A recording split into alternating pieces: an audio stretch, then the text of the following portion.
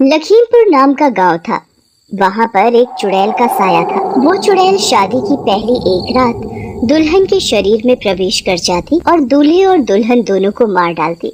उसी लखीमपुर गांव में शीला नाम की लड़की शादी करके आती है। उसका पति रमेश बहुत ही घबराया हुआ सा दिख रहा होता है। शादी की रात को रमेश दूसरे कमरे में जाकर सो जाता है। ये सब देखकर शीला अपनी सास चंपा के पास जाती है। कहीं मुझसे कुछ गलती तो नहीं हुई? नहीं नहीं बेटा, भला तुझसे क्या गलती होगी। हम तो इस गांव में चुड़ैल को मिले श्राप के कारण दुखी हैं, जिसकी वजह से इस गांव में खुशियां आ ही नहीं पाती। चंपा की बात सुनकर शीला डरते हुए बोलती है, चुड़ैल का श्राप? आप मुझे पूरी बात बताइए माँ जी। फिर चंपा शीला को श्राप के बारे में बताने लगती है।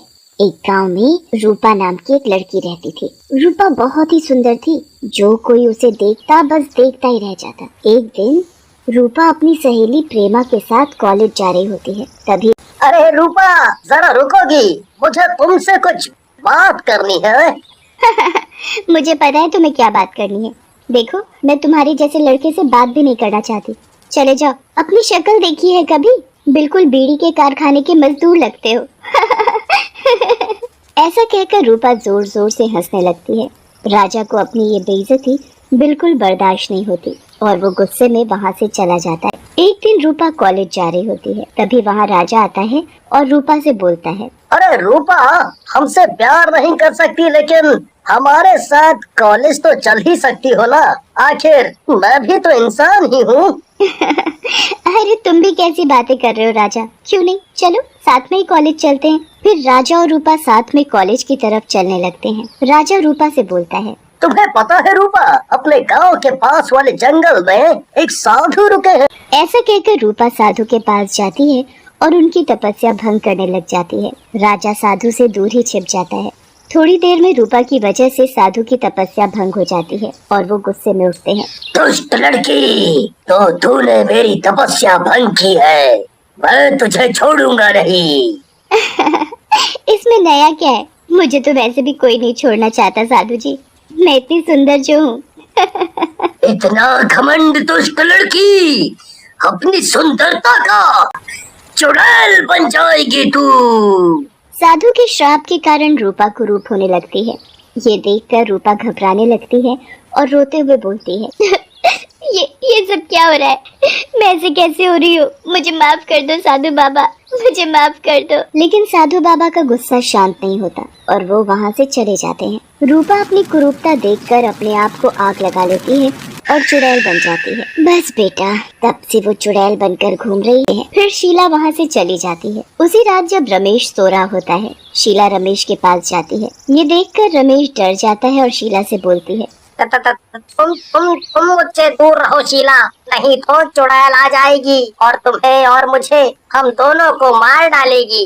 तो मुझसे दूर रहने के लिए शादी करके लाए थे मुझे, चलो इधर आओ। जैसे ही शीला रमेश को अपने पास खींचती है, वहाँ चुड़ैल आ जाती है और बोलती है, मेरे रहते हुए तेरी इतनी हिम्मत, तू अपने पति के पास जाएगी? ये देखकर चुड़ैल रमेश की तरफ बढ़ती है। तू मुझे जादू से डराएगी? हाँ। मैं तुझे नहीं छू सकती तो क्या हुआ, तेरे पति को तो मार सकती हूँ ना।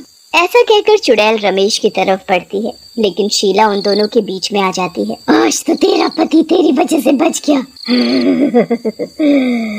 लेकिन तुम दोनों ज्यादा दिन नहीं बच पाओगे। ऐसा कहकर चुड़ैल वहाँ से गायब हो जाती है। तभी गांव के प्रधान जी वहाँ आते हैं। वाह मेरी बहादुर बच्ची, हमने सुना तुमने कैसे उस दुष्ट चुड़ैल से मुकाबला किया और ना सिर्फ अपनी जान बल्कि रमेश बेटे की जान बचाई।